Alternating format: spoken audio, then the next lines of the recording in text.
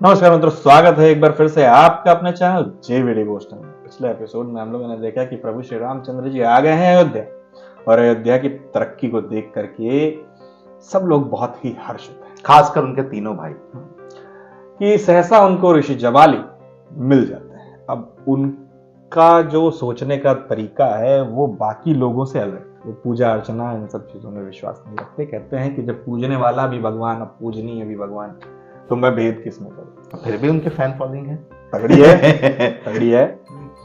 तो चलिए, अभी प्रभु श्री रामचंद्र जी विनम्रता के साथ उनके समक्ष प्रस्तुत हुए हैं। क्या बातें होती हैं आगे, पहचाना कैसे, क्या बातें हैं, स्मृतिका में क्या शेष रह गया है। क्योंकि महर्षि जब उनको मिले थे तो वो बहुत छोटे थे। चलिए, अब आगे क्या होता है ये तो हमें पता चलेगा एपिसोड में। फिलहाल बिना विलंब के शुरू करते हैं एपिसोड 9 पार्ट 2। शीश झुकाकर मुझे छोटा मत करो। शीश केवल शोषण से ही नहीं बल्कि सम्मान से भी चुकता है ऋषि जबाली।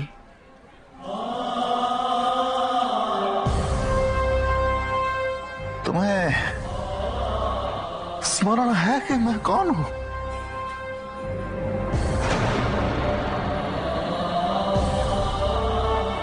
तुम बहुत छोटे थे जब गुरुकुल गए। स्मृतियों का आयु से क्या संबंध?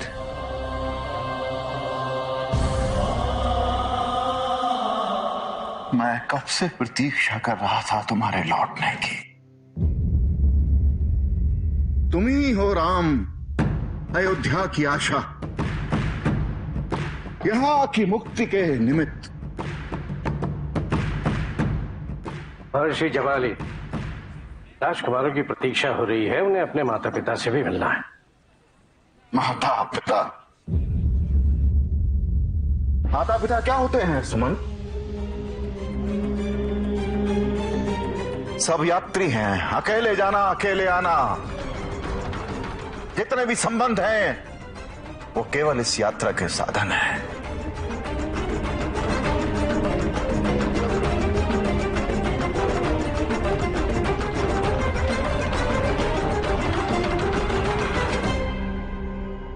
हम शीघ्र मिलेंगे राम।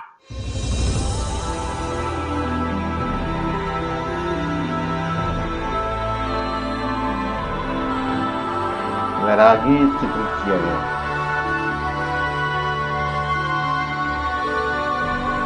एक अलग ही पद्धति की भक्ति है उनकी।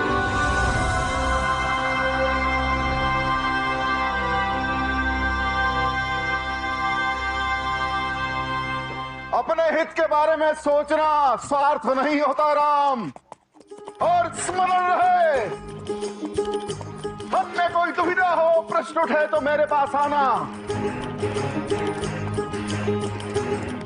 इस राज्य में तुम्हारे प्रश्नों के उत्तर केवल जाबाली दे सकता है, केवल जाबाली।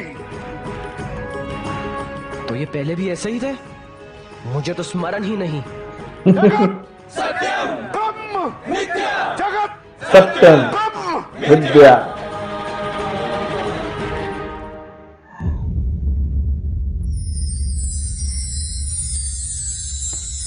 बड़ा अच्छा गार्डन मेंटेन किया है भाई। पगला जैसा। हाँ, स्मृति वाटिका। क्या हुआ? इतना समय क्यों लग रहा है उन्हें आने में? सब ठीक तो है? सैनिकों की व्यवस्था तो की थी ना मार्ग में? पूरी व्यवस्था है राजन। समस्त कौशल राज्य में किसी भी संकट जैसी कोई बात है ही नहीं।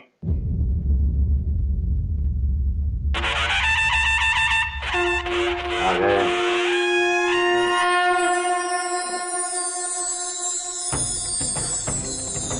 एक्साइटमेंट कंट्रोल नहीं हो रहा है महाराज।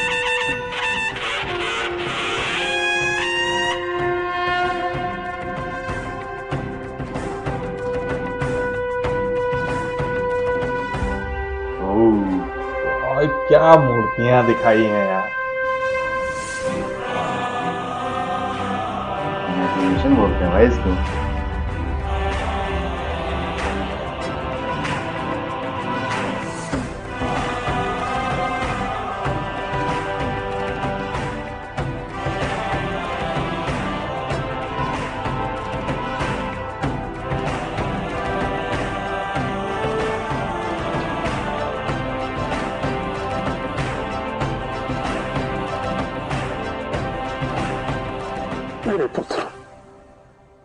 सदा सुखी रहो। इतने वर्ष तो मैंने किसी तरह बिता लिए, और गुरु वशिष्ठ के आश्रम से यहां तक कि तुम्हारी यात्रा मेरी जीवन की सबसे लंबी प्रतीक्षा रही होगी। समय की गति जैसे मेरे विरुद्ध हो गई थी। लौट आए हो, अब मैं तुम्हें कहीं नहीं जाने दूंगा, एक क्षण भी अपने से दूर नहीं होने दूंगा।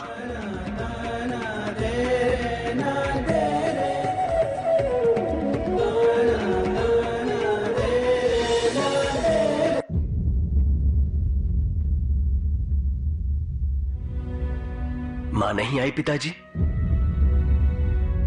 माता कौशल्या नहीं दिख रही, माता कैकेयी और ना ही माता सुमित्रा। माताएं रानीवास में होंगी, हमारी प्रतीक्षा करती हुई। चलिए शीघ्र उनसे मिलते हैं। अभी नहीं पुत्रों, शिष्टाचार और कुल की औपचारिकताएं हैं। तुम सब अपनी माताओं से कल मिल सकोगे। परंतु कल क्यों? प्रातः होते ही सरयू के जल से स्नान, स्मृति वन में पूर्वजों की पूजा और उनका आशीर्वाद लेकर ही राजभवन में प्रवेश कर सकते हैं।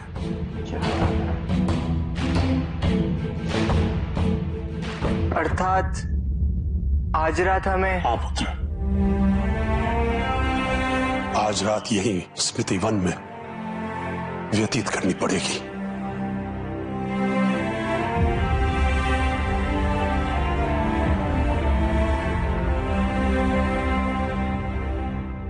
अवश्य पिताजी।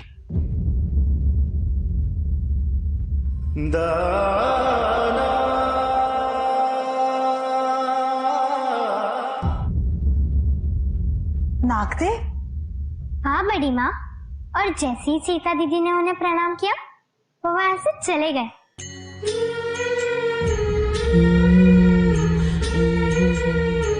सभी अचंभित रह गए थे और मेरे तो प्राण ही निकल गए थे। और फिर अचानक ऐसा लगा जैसे वो नाग देवता सीता दीदी की बात मान रहे थे।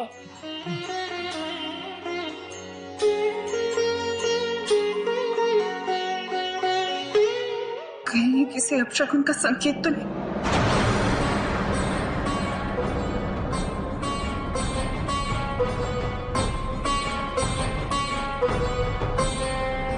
कहीं शक्ति पर कोई संकट तो नहीं आने वाला?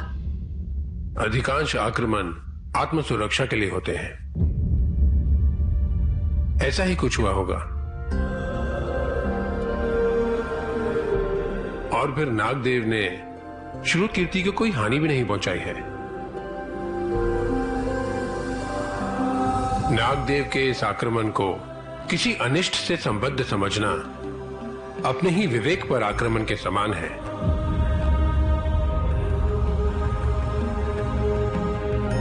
ये सब अंधविश्वास है,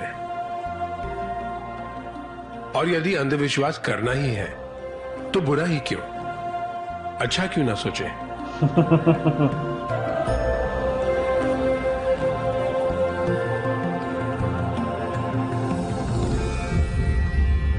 भाई दवा आ रहा है। क्षमा चाहते हैं राजन। Bad news. आपको एक आवश्यक सूचना देनी थी। कहिए, निसंकोच कहिए। कुछ सूत्रों से पता चला है कि संकस्या का राजा सुधनवा अपने सैनिकों के साथ मिथिला पर आक्रमण करने आ रहा है। सब तो हो ही गई बात।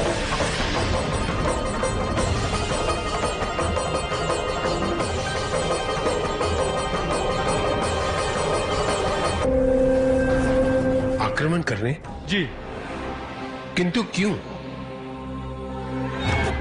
उनसे तो हमारी कोई शत्रुता नहीं है।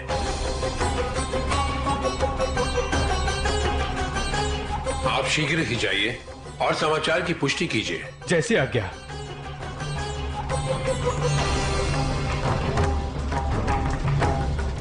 देखा, कहा था ना मैंने मैंने बोला था। ये केवल एक संयोग है। नागदेव का आना और राजा सुधनवा द्वारा आक्रमण की तैयारी,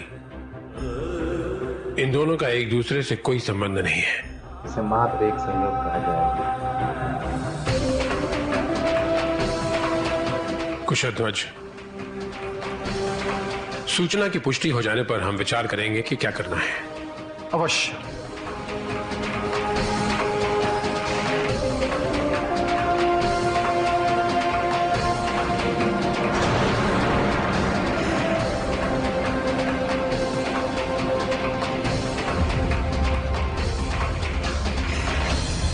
जरूरी नहीं है कि आप ही आक्रामक हों, कई बार लोग भी आक्रामक हो जाते हैं। जिस तरीके से राजा जनक पर इस वक्त आक्रमण का संकट मंडरा रहा है, वो यही सोचने में सबसे पहले अपनी बुद्धि उन्होंने लगाई कि मेरी तो कोई दुश्मनी भी नहीं है किसी से, लोग मुझे क्यों मार रहे हैं। कोई कारण तो होना ही चाहिए। क्या ऐसा विशेष कारण है? तो किस कारण से वो आक्रमण हो रहा है, ये तो हमें आगे के एपिसोडों में पता चलेगा। क्योंकि अगर जड़ को जान लिया जाता है तो उसका जो निवारण है वो सरल हो जाता है। Rather than fighting, please come on conclusion। तो अच्छा, ये तो रही बात मिथिला की। अब बात करते हैं अयोध्या की। तो अयोध्या में जिस प्रकार से, जिसे कहते हैं ना कि जब बेचैनी सवार रहती है तो एक एक पल जो है बहुत भारी लगता है। माताओं से मिलने का इतना लंबा सफर तय करके लोग आए, और इतने लंबे दिनों के बाद, और फिर आखिरी में पता चलता है कि नहीं, अभी तो 1 नाइट और रुकना है, 1 नाइट का स्टे और। ऐसी परिस्थिति में यही लगता है कि ये क्यों, ऐसा न्याय मेरे ही साथ क्यों। वो अमिताभ बच्चन का डायलॉग नहीं था, प्रतिष्ठा अनुशासन।